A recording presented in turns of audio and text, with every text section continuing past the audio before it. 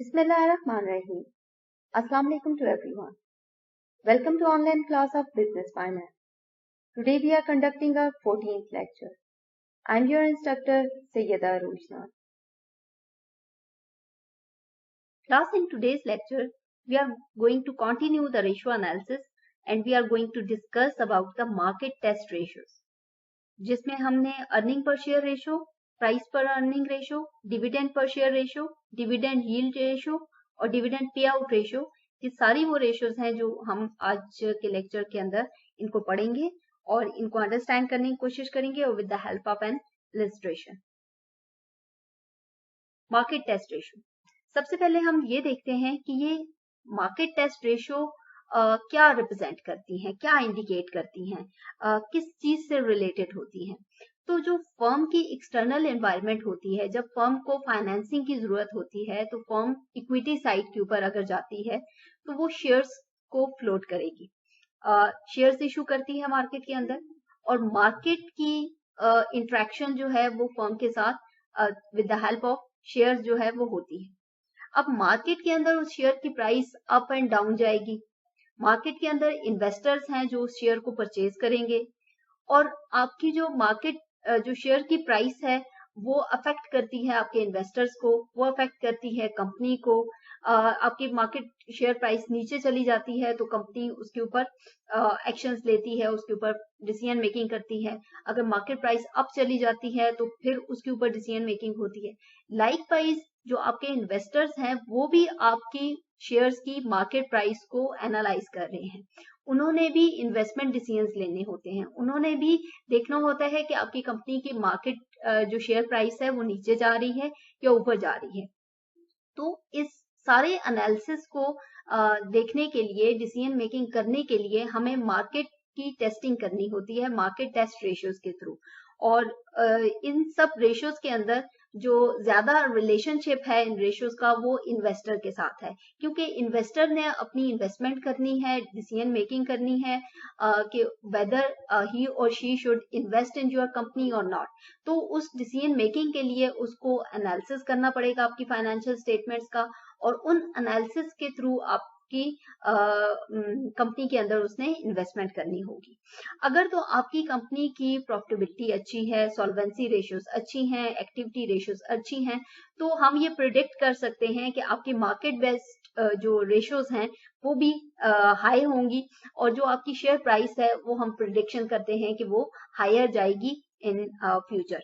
तो जो investor point of view से देखें तो जब वो आपकी कंपनी की फाइनेंशियल स्टेटमेंट्स का एनालिसिस करता है और आपकी मार्केट टेस्ट रेशियोज की कैलकुलेशंस करता है तो उसको डिसीजन मेकिंग के अंदर आसानी होती है। वो ये एक्सपेक्ट करता है कि कंपनी की फ्यूचर परफॉर्मेंस कैसी होगी, वो ये एक्सपेक्ट करता है based on your past performance कि कंपनी की जो शेयर प्राइसेस हैं, जो इन्वेस्टमेंट जिन शेयर्स के अंदर वो कर रहा है तो वो प्राइसेस हाई जाएंगी, उसको प्रॉफिट होगा, उसकी अर्निंग अच्छी होगी।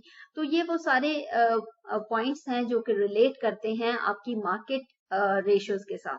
तो इन मार्केट रेशियोज के अंदर सबसे पहले हम ये देखते हैं अर्निंग पर शेयर, इसको ईपीएस भी कहते हैं इस रेशियो को, और ये सिग्निफाई करती है कि कंपनी जो अपने ऑर्डिनरी शेयर होल्डर्स है, कंपनी खुद कितना अर्न कर रही है अपने जो जितने भी शेयर्स उसने इशू किए हैं, जो आउटस्टैंडिंग शेयर्स हैं जो शेयर होल्डर्स के पास हैं, तो कंपनी कितना अर्न कर रही है पर शेयर के ऊपर।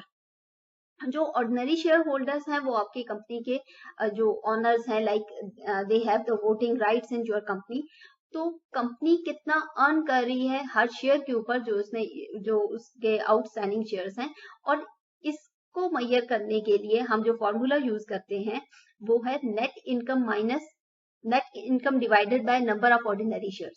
बट यहाँ पे इस फॉर्मूला के अंदर आप देख रहे हैं कि मैंने प्रेफर्ड डिविडेंड जो है उसको नेट इनकम में से माइनस कर दिया, क्योंकि कंपनी जो है यहाँ पे जब अर्निंग पर शेयर की कैलकुलेशन होती है तो हम प्रेफरेंस शेयर होल्डर्स या प्रेफर्ड डिविडेंड या जो आपके प्रेफर्ड शेयर्स हैं with holding by the preference share holders, तो हम उनके लिए हम अर्निंग पर शेयर मेजर नहीं कर रहे होते, हम जो आपके ऑर्डिनरी या कॉमन शेयर होल्डर्स हैं उनके लिए मेजर कर रहे होते हैं। तो इसलिए हम प्रेफरेंस डिविडेंड्स, प्रेफर्ड डिविडेंड्स या प्रेफरेंस शेयर होल्डर्स का जो नंबर होता है उसको इसमें से निकाल देते हैं या इसमें से माइनस कर देते हैं। तो अर्निंग पर शेयर का फॉर्मूला जो हमारे पास होगा वो होगा net income minus preferred dividend, if preferred dividend is available, तो उसमें से माइनस करके, और number of ordinary share holders.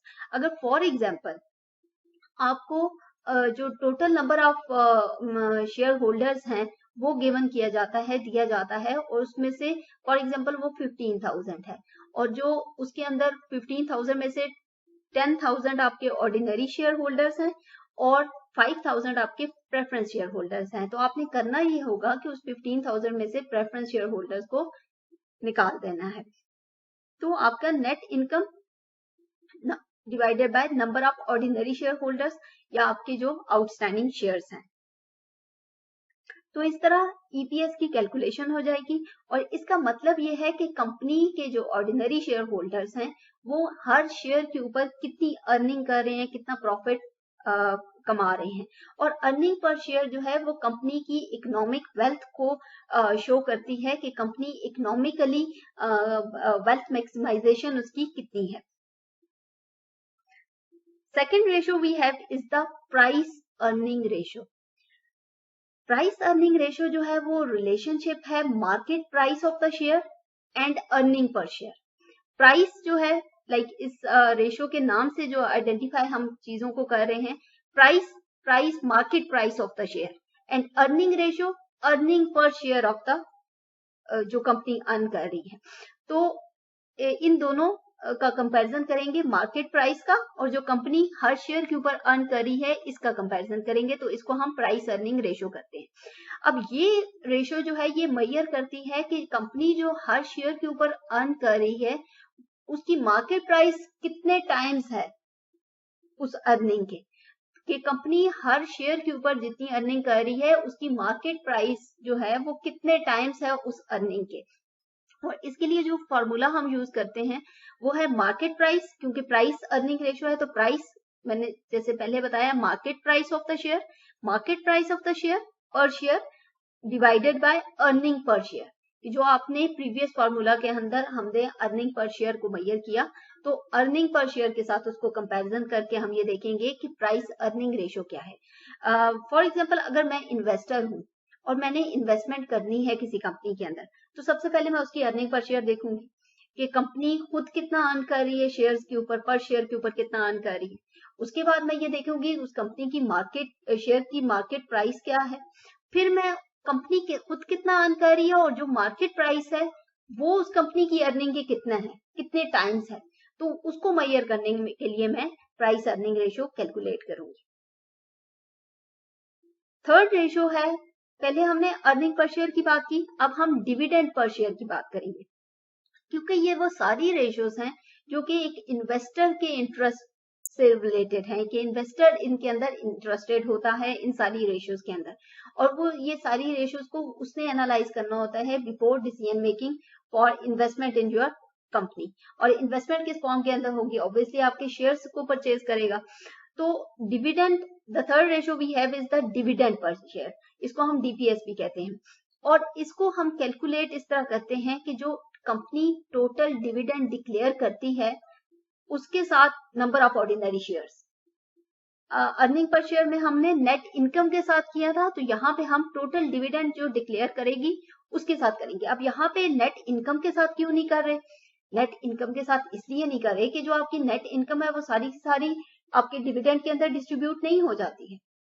आपकी जो नेट इनकम होती है या जो कंपनी नेट प्रॉफिट अर्न करती है उसका स्प्लिट होता है, या तो वो रिटेन अर्निंग रिटेन हो जाती है और या वो डिविडेंड के अंदर, तो उसका सर्टेन प्रोपोर्शन होता है कि आपका कितने परसेंट ऑफ डिविडेंड के अंदर है या कितने परसेंट ऑफ रिटेन आते हैं। तो जो जितने परसेंट डिविडेंड डिक्लेयर होगा उसके अकॉर्डिंग ही हम देख सकते हैं ना कि आपके नंबर ऑफ ऑर्डिनरी शेयर्स के ऊपर पर शेयर के ऊपर आपको कितना डिविडेंड मिलेगा। तो इसलिए हम इसका कंपैरिजन जो है वो टोटल डिविडेंड डिक्लेयर्ड, कि जो आपकी नेट इनकम का स्प्लिट हो गया कि इतने, लेट से आपका 60% आपने रिटेन अर्निंग रखनी है और 40% आपने डिविडेंड पे करना है, जो जितनी भी आपकी नेट इनकम है। तो उस नेट इनकम का 40% हम निकाल के वो डिविडेंड डिक्लेयर हो गया, 40% वाली जो अमाउंट होगी उसके साथ हम नंबर ऑफ कितने शेयर, कितने आउटस्टैंडिंग शेयर्स हैं उसके साथ, नंबर ऑफ शेयर्स के साथ, आउटस्टैंडिंग शेयर्स के साथ या ऑर्डिनरी शेयर्स के साथ हम इसको कंपेयर करेंगे और इसको डिवाइड करेंगे, तो हमें ये पता चल जाएगा कि आपका जो टोटल अमाउंट ऑफ डिविडेंड है जो डिक्लेयर हुआ है वो जब टोटल नंबर ऑफ शेयर्स के ऊपर, तो आपको पर शेयर डिविडेंड की वैल्यू मिल जाएगी। और किसी भी इन्वेस्टर के लिए ये इंपॉर्टेंट वैल्यू होती है क्योंकि उसने ये देखना होता है कि कंपनी एक तो अर्न कितना कर रही है, फिर उसने देखना है कंपनी उस अर्निंग में से कितना आपको पे कर रही है एज अ डिविडेंड, क्योंकि इन्वेस्टर्स को भी आपने बाइंड करके रखना होता है, अपने शेयर होल्डर्स को बाइंड करके रखना होता है। हर शेयर होल्डर का बीइंग एन इन्वेस्टर ये एम होता है या वो ये चाहता है कि उसको उसके ऊपर अर्निंग मिले, उसको प्रॉफिट करे, जो उसने इन्वेस्टमेंट की हो उसके ऊपर उसको रिटर्न मिले। और वो रिटर्न यहाँ पे अगर कंपनी अच्छा बेटर परफॉर्म करती है, प्रॉफिटेबल है, अच्छी इनकम जनरेट करती है, तो ऑब्वियसली उसका शेयर बनता है इन टर्म्स ऑफ डिविडेंड। तो वो डिविडेंड की फॉर्म के अंदर उसको प्लीज किया जाता है, इन्वेस्टर्स को प्लीज किया जाता है, शेयर होल्डर्स को प्लीज किया जाता है। तो इस तरह डिविडेंड पर शेयर की वैल्यू जो है वो हम कैलकुलेट करते हैं। The fourth ratio we have is the dividend yield ratio. अब डिविडेंड यील्ड क्या होता है कि जो आपका इन्वेस्टर है जिसने आपकी कंपनी के अंदर इन्वेस्ट करना है, वो ये देखना चाहेगा कि आपको उसको रिटर्न कितना मिलेगा उसकी इन्वेस्टमेंट के ऊपर। तो वो, क्योंकि अगर मैं आज बीइंग एन इन्वेस्टर किसी कंपनी के अंदर इन्वेस्ट करती हूँ तो मैं ये देखना चाहूंगी कि मुझे कितना रिटर्न मिलेगा इस इन्वेस्टमेंट के ऊपर। पहले तो मैं उस शेयर की मार्केट प्राइस देखूंगी, और फिर ये देखूंगी कि अच्छा जो ऑलरेडी कंपनी डिविडेंड पे करती है तो पर शेयर डिविडेंड कितना पे करती है। तो मार्केट प्राइस का हम कंपैरिजन करेंगे डिविडेंड पर शेयर के साथ, ताकि मुझे ये पता चले कि अगर मैं इस मार्केट प्राइस, क्योंकि ऑब्वियसली अगर मैं परचेज करूंगी वो शेयर तो मैं उस मार्केट प्राइस की बेस के ऊपर ही कर सकती हूँ। लेट्स से अगर वो 40 रुपीज का पर शेयर है तो मैं उस 40 रुपीज के अकॉर्डिंगली इन्वेस्टमेंट करूंगी।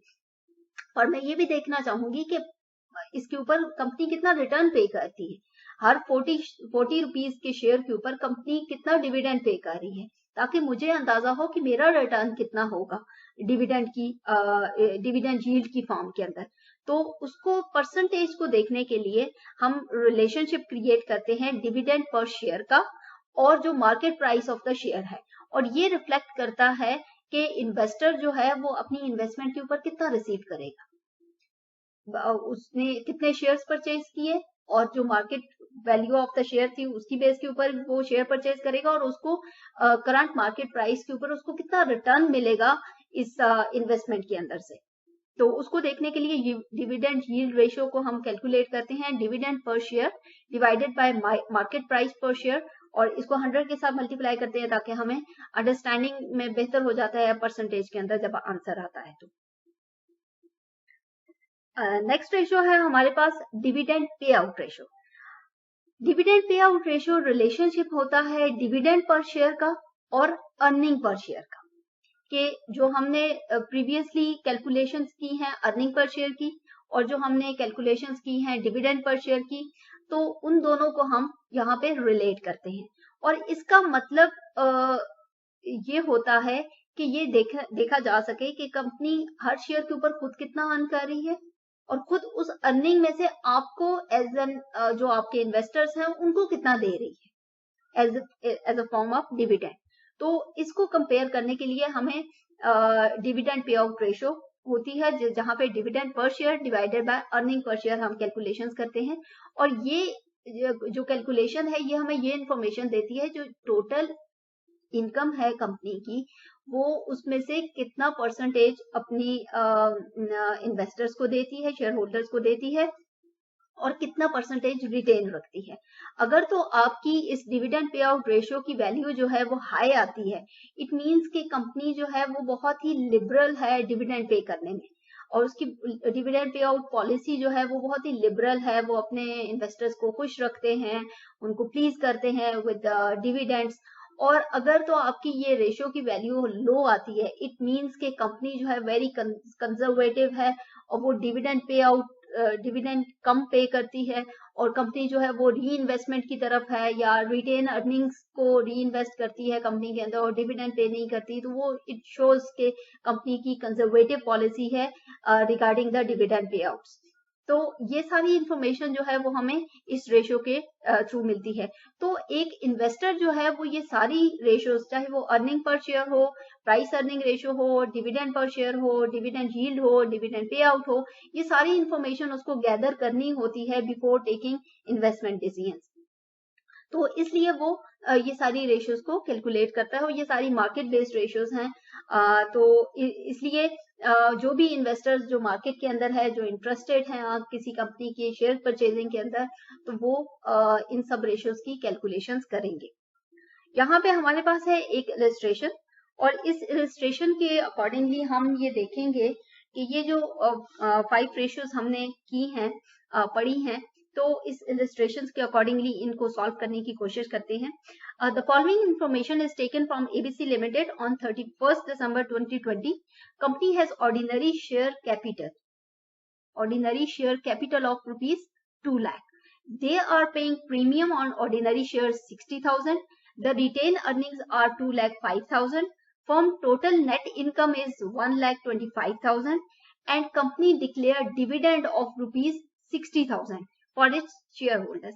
Current market price per share is 21 rupees and you are required to find these 5 ratios. अब इन रेशियोज को एक एक करके हम देखते हैं कि हम इनको किस तरह सॉल्व आउट करेंगे। अर्निंग पर शेयर है हमारे पास net income minus preferred dividends over number of ordinary shares.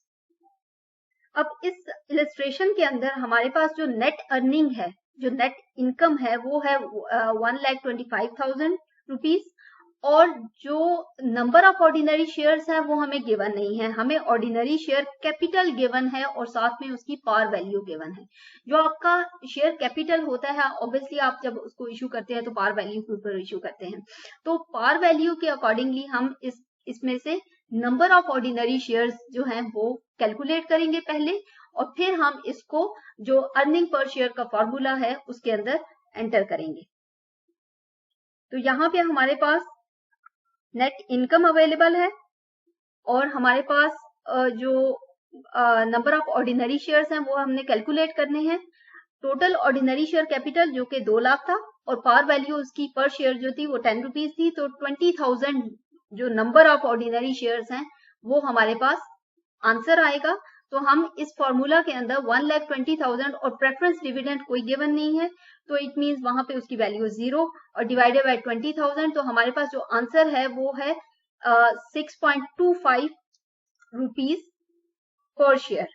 तो ये है हमारा अर्निंग पर शेयर कि कंपनी जो है, जो आपके ऑर्डिनरी शेयर होल्डर्स हैं, वो 6.25 रुपीज जो है वो अर्न कर रहे हैं हर शेयर के ऊपर। सेकेंड रेशियो हमारे पास है अर्निंग प्राइस अर्निंग रेशियो, जिसमें हमने मार्केट प्राइस पर शेयर को अर्निंग पर शेयर के साथ जो है वो उसका कंपैरिजन करते हैं। हम ये देखना चाह रहे हैं कि जो कंपनी की अर्निंग है वो उसकी मार्केट प्राइस के जो मार्केट प्राइस है वो कंपनी की अर्निंग के कितने टाइम्स है। तो यहाँ पे current market price of the share जो है वो 21 रुपीज है, तो इस वैल्यू को हम यहाँ पे एंटर करेंगे। 21 जो मार्केट प्राइस पर शेयर है और जो अर्निंग पर शेयर की वैल्यू हमारे पास 6.25 रुपीज आई थी, उसको उसके साथ हमने डिवाइड किया, तो the answer is 3.36 times. Means के कंपनी की जो अपनी अर्निंग है वो उसकी मार्केट प्राइस, जो मार्केट के अंदर शेयर की प्राइस है, वो कंपनी की अर्निंग के 3.3 टाइम्स हायर है। तो प्राइस अर्निंग रेशियो जो है वो किसी भी इन्वेस्टर को ये इन्फॉर्मेशन देती है कि कंपनी खुद कितना अर्न कर रही है और मार्केट के अंदर उसकी प्राइस उसकी अर्निंग के कितने टाइम्स है। तो ये इन्फॉर्मेशन हमें प्राइस अर्निंग रेशियो से पता चलेगी। नेक्स्ट रेशियो हमारे पास है डिविडेंड पर शेयर और इसको कैलकुलेट करने के लिए हमारे पास हमें जो जो इन्फॉर्मेशन चाहिए होती है, total dividend declare over number of ordinary shares. यहाँ पे टोटल जो डिविडेंड डिक्लेयर किया है, company declare dividend of rupees 60,000, तो कंपनी ने 60,000 डिक्लेयर किया है और जो नंबर ऑफ ऑर्डिनरी शेयर्स हैं वो हमारे पास यहाँ पे हमने कैलकुलेट पहले किए थे 20,000, तो उसके साथ हम कंपेयर करेंगे। इसका मैंने पहले भी आपको बताया था कि हम इसको नेट इनकम के साथ हम इसको कंपेयर इसलिए नहीं कर रहे क्योंकि आपकी सारी नेट इनकम सारा डिविडेंड के अंदर डिस्ट्रीब्यूट नहीं हो जाती। तो हमने सिर्फ वही अमाउंट लेनी है जो कंपनी डिक्लेयर करेगी कि उसने एज अ डिविडेंड पे करनी है। तो जो टोटल डिविडेंड डिक्लेयर है उसके साथ नंबर ऑफ ऑर्डिनरी शेयर्स को हम कंपेयर करेंगे तो हमें डिविडेंड पर शेयर की वैल्यू हमें कैलकुलेट हो जाएगी। तो टोटल 60,000 डिक्लेयर किया गया था और नंबर ऑफ ऑर्डिनरी शेयर जो है वो 20,000 है। तो 3 रुपीज पर शेयर जो है वो हमारी डिविडेंड की मतलब पर शेयर डिविडेंड जो है वो कंपनी ने पे करना है 3 रुपीज पर शेयर। तो ये हो गया हमारा डिविडेंड पर शेयर। और उसके बाद फोर्थ रेशो है हमारी dividend yield ratio. Dividend yield ratio के अंदर एक इन्वेस्टर ये देखता है कि कंपनी जो है वो पर शेयर डिविडेंड कितना पे कर रही है प्लस जो मार्केट के अंदर शेयर की प्राइस है वो कितनी है, ताकि उसको ये आइडिया हो कि क्योंकि उसने इन्वेस्टमेंट मार्केट प्राइस के अकॉर्डिंगली ही करनी है शेयर्स के अंदर, तो उसको जो वो इन्वेस्टमेंट करेगा तो उसके ऊपर उसको कितना रिटर्न मिलेगा। तो उसको कैलकुलेट करने के लिए डिविडेंड यील्ड रेशो को वो कैलकुलेट करेगा। और यहाँ पे जो इन्फॉर्मेशन हमें ऑलरेडी गिवन है उसके अकॉर्डिंगली हम देखें तो 3 रुपीज पर शेयर डिविडेंड जो है वो पे किया गया और जो 21 है वो है market price of the share. ये वैल्यू हमें क्वेश्चन के अंदर गिवन थी रजिस्ट्रेशन के अंदर 21 रुपीज। तो इसको जब हमने कैलकुलेट किया तो 14.28% जो है वो हमारा आंसर आया। और इसको हम 100 के साथ मल्टीप्लाई करते हैं ताकि हमें इसका जो रिजल्ट होगा तो वो उसकी अंडरस्टैंडिंग इजी हो कि जब कोई इन्वेस्टर इन्वेस्ट करेगा तो इस इन्वेस्टर को जो रिटर्न मिलेगा उसकी इन्वेस्टमेंट के ऊपर वो होगा 14.28% के हवाले के अकॉर्डिंगली। उसके बाद जो फाइनल रेशो हम कैलकुलेट करेंगे वो है डिविडेंड पे आउट रेशो, और जिसके लिए हमें डिविडेंड पर शेयर चाहिए होगी और अर्निंग पर शेयर चाहिए होगी। यहाँ पे इन्वेस्टर ये देखना चाह रहा है कि कंपनी की जो डिविडेंड पॉलिसी है वो कैसी है, वो लिबरल है, कंजर्वेटिव है। तो उस चीज को देखने के लिए वो कैलकुलेशंस करेगा डिविडेंड पे आउट रेशो की। और डिविडेंड पर शेयर कंपनी पे कर रही है 3 रुपीज पर शेयर, और जो अर्निंग पर शेयर है वो है कंपनी की 6.25%। मींस कि कंपनी खुद कितना अर्न कर रही है और कंपनी अपने शेयर होल्डर्स को कितना पे कर रही है इन फॉर्म ऑफ डिविडेंड। तो उस चीज को देखने के लिए हम इस कंपैरिजन करते हैं डीपीएस का और ईपीएस का।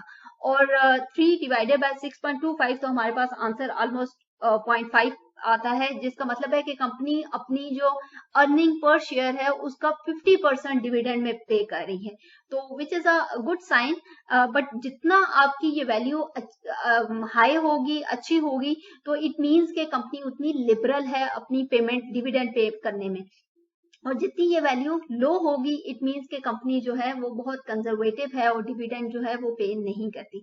तो होप इस इलस्ट्रेशन से आपको इन सब रेशियोज की अंडरस्टैंडिंग हो गई होगी कि ये एक इन्वेस्टर के लिए कितनी इंपॉर्टेंस रखती हैं ये सारी रेशियोज, और ये सारी मार्केट टेस्टिंग के लिए कितनी इंपॉर्टेंट है।